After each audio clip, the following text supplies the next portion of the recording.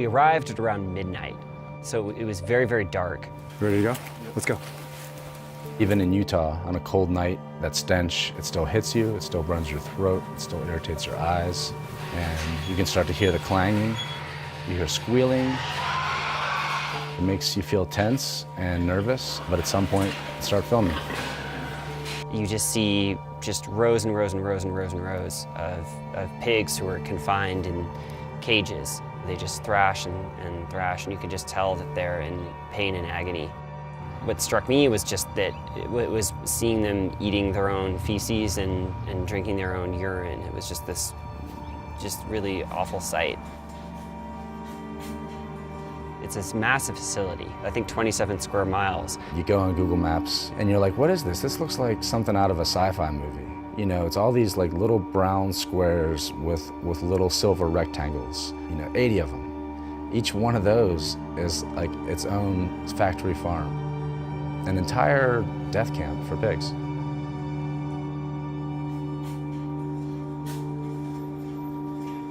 You see so many piglets who need help, and you really wish that you could rescue everyone, and you can't. It's not what you came there to do. You came there to show the public what's really happening. But in the process, if you can save someone's life, it means the world to them, even if millions of other pigs around the world never get that chance.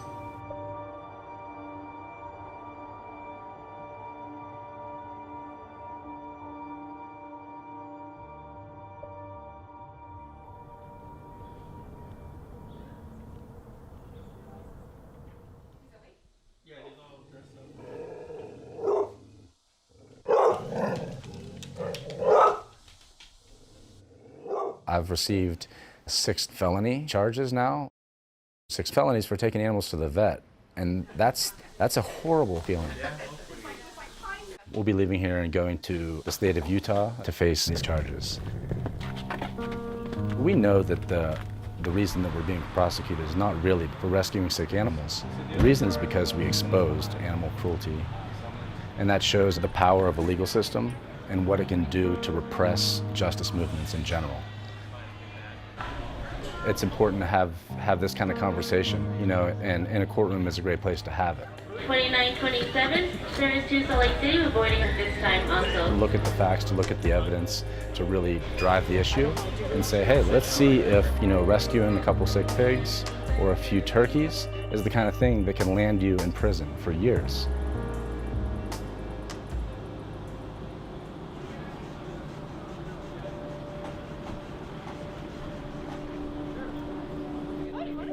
Utah law enforcement has thrown the book at DXC. This is essentially a money and politics issue because it's one very powerful, entrenched industry seeking to work with government to criminalize their critics, to essentially throw activists in prison for simply shedding light on their business practices. From discovery, an interesting word that we saw right at the top of the document was terrorism. That we are, terrorists to animal enterprise. Stole my tie. We went into this with open eyes, understanding that the industry could try to punish us. So prison time was in the cards from day one. We came to this state in January and March of last year, and we went to Circle 4 Farms, the largest pig raising facility in the entire country. We went inside, we documented the conditions, and we took 2 piglets out. Earlier this year, the state of Utah filed charges against us for theft, burglary, rioting, and racketeering. So each of us is facing 60 years potentially in prison. The economic loss because the industry is inconsequential. What they care about is the exposure. What they care about is that millions of Americans saw what a pig farm looks like.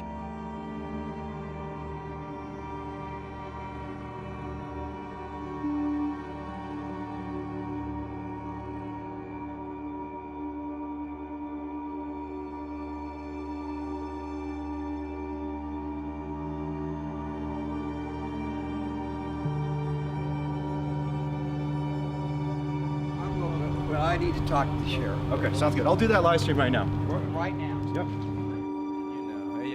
And I appreciate what you're I saying. have nothing but respect for somebody who actually is willing to take the punishment or civil disobedience. Yeah. I totally get it. Right. It's my personal view, what I worry about is the punishments are so fucking ridiculous. Yeah.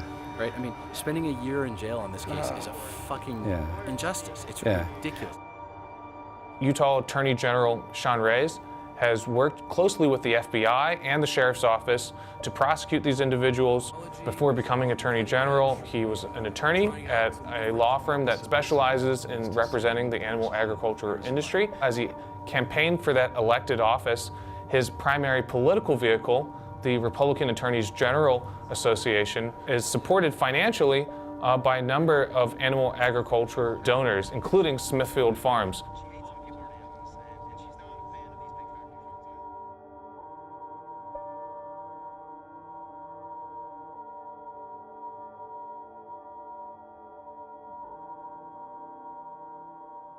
The cooperation between the agriculture industry and government that has led to the ag-gag laws and other laws like those began in the late 80s and early 90s when groups were engaging in activities in which they broke into facilities and exposed what was going on behind closed doors.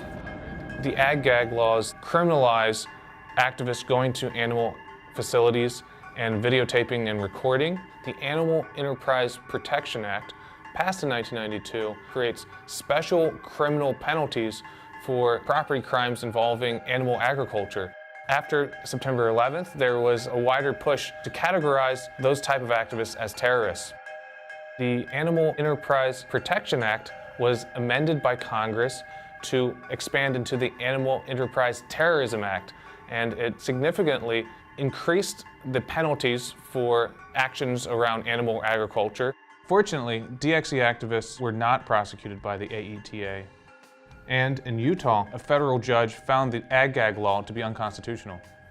They didn't need ag-gag. In Utah, there is a felony enhancement for certain crimes that are committed on agricultural operations. A law that otherwise would be a misdemeanor, so minor jail time, gets elevated to a third-degree felony. So literally, if an agricultural enterprise could demonstrate a financial-only injury to its operations, you could go to jail for life.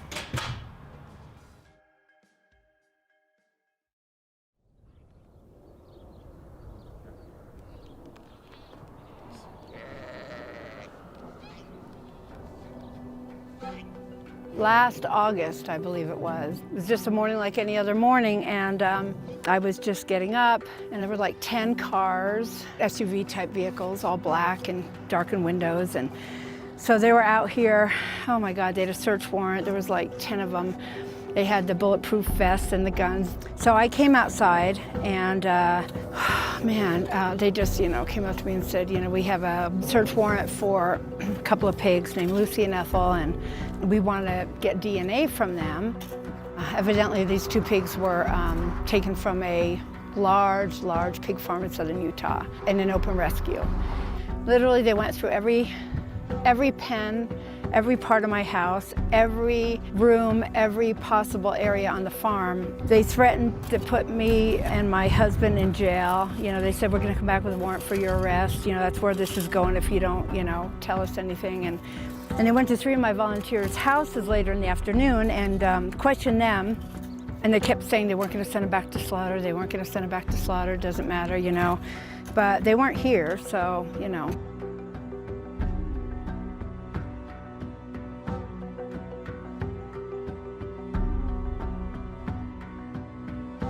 We can conclusively say that animal releases do, in fact, cause fear in the communities, and so these things should be considered acts of terrorism. Agriculture must stand united.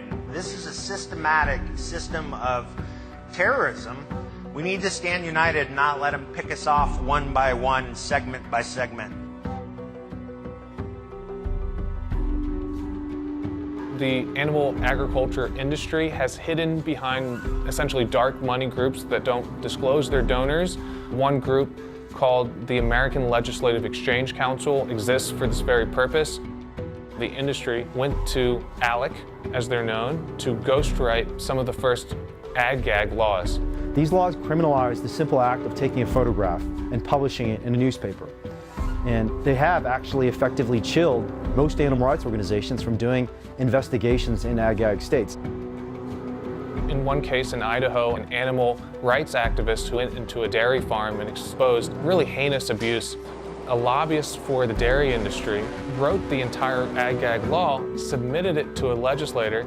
The legislator submitted the lobbyist bill as his own legislation, and with very little debate, the legislation passed into law. And we know this because I FOIA'd the documents, I submitted a records request, and I can see the email chain. And Idaho had criminalized that very activism that exposed the abuse. A few of our activists are facing multiple felony charges for investigating poultry farms here in Utah. We're bringing footage from inside these farms where investigators were into a Norbest. Every time that we release an open rescue, the farm's typical response is that things appear staged, or we're only showing what we want them to see.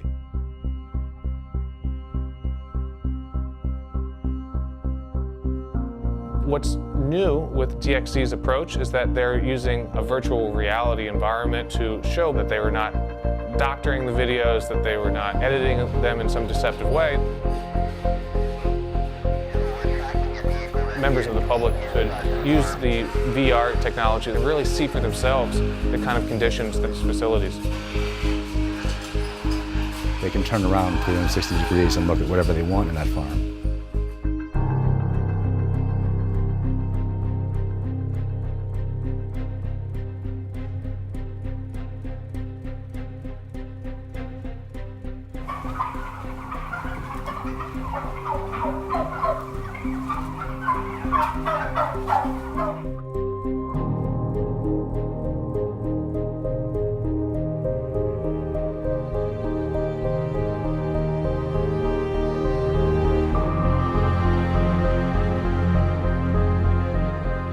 We chose Norbest because I believe they call them mountain-grown turkeys, but the reality is these turkeys never see the light of day.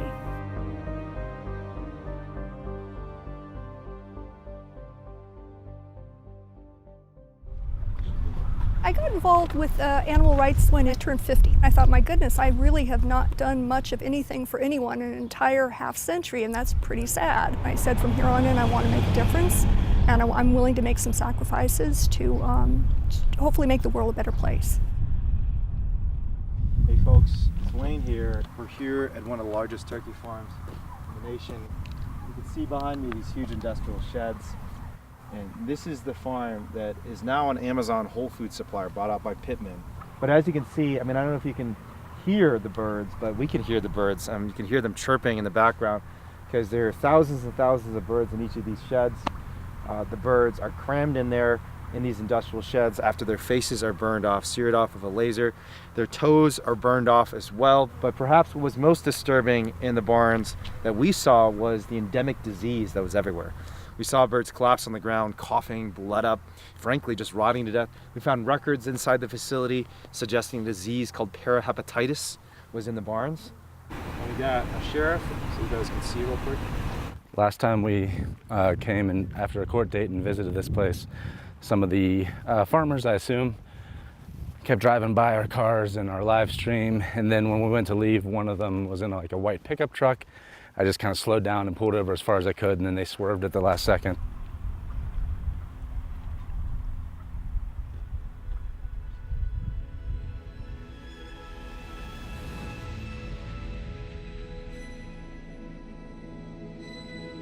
You know, nobody wants to spend time in prison, but you know, as time evolves, it just seemed like there's just so much injustice and so many things that are technically legal but morally wrong, and I have to do something about it.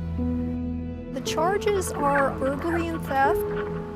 It was noted that DXE is an animal rights organization that encourages theft from agricultural operations. DXE encourages harassing demonstrations at commercial businesses which sell food products from agricultural operations. It is a concern that DXE is linked to militant agricultural terrorists. Procedurally, we're in the early stages of the case. We don't know yet who's going to go to trial, if the prosecutors will offer plea bargains that are enticing or not. I'm waiting for that conversation with Rob. You know, some of us have different commitments in life. and they might not be as able to risk, a long prison sentence. Short of turning state's evidence, we're very supportive of anybody who doesn't want to risk prison time in this situation if they have an alternative. I have to admit, I was feeling better about a week ago. Recently, we received some somewhat troubling news from our lawyers saying that there may be complications in the case that will draw it out and make the consequences a little harder for the rest of the defendants, including myself. I've been going back and forth a lot, let's just say. Principally, I don't think we committed the crimes we're being charged with. I don't believe you can steal an individual, and at the same time, there's obviously a practical stance.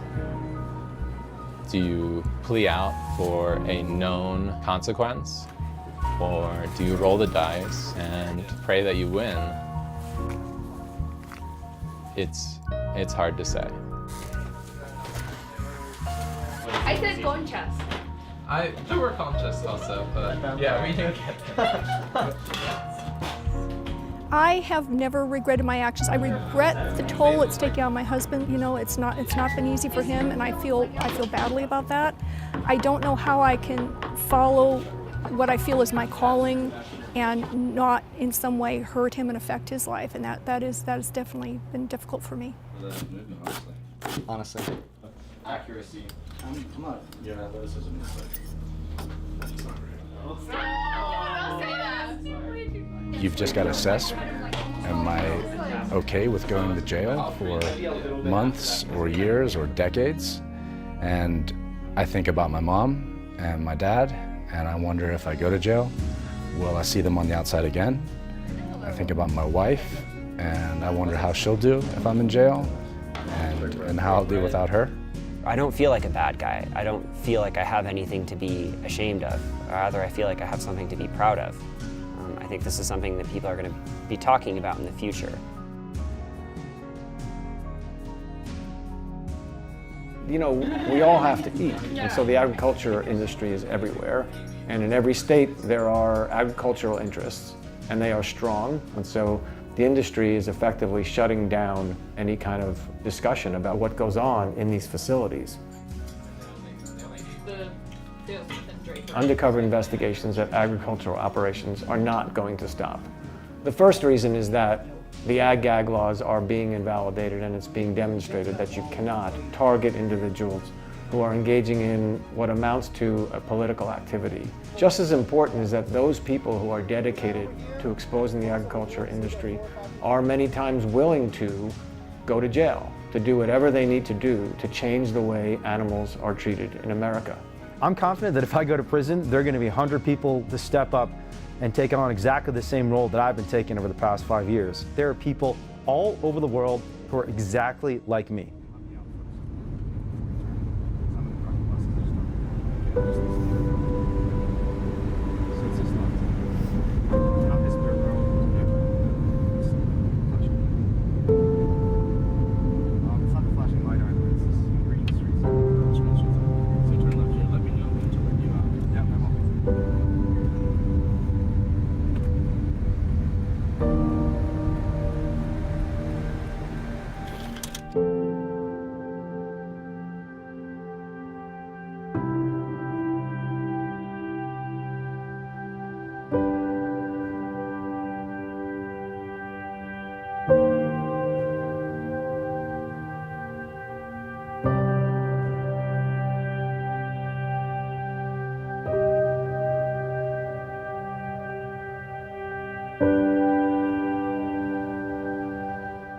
Under California Penal Code Section 59780, we have the right to do this.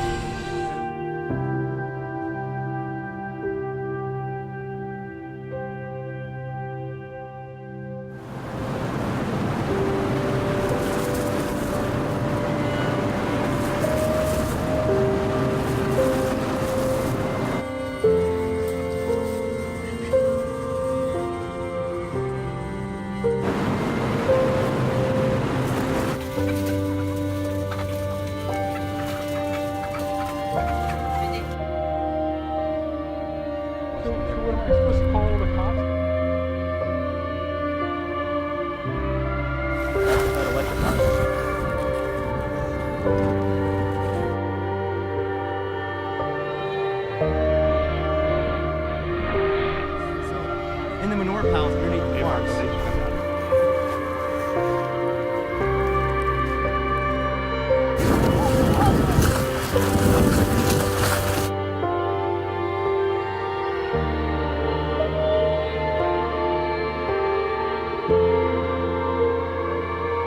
Jump in the back, in the back, in the back. Go, go, go, go, go, go, go, go, go. Holy fucking Holy shit! fucking shit, that's amazing, dude. Oh my god. That's so I'm gonna call fucking Andrew, incredible. get the rest of the folks out of there.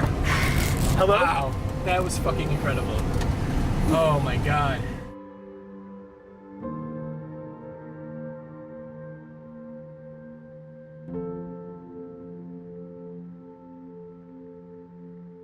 What a noisy one, huh?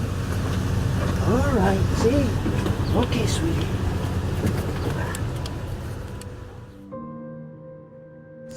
That's what her legs are legs. Wow. Yeah, look at that bumblefoot. It's from the cages.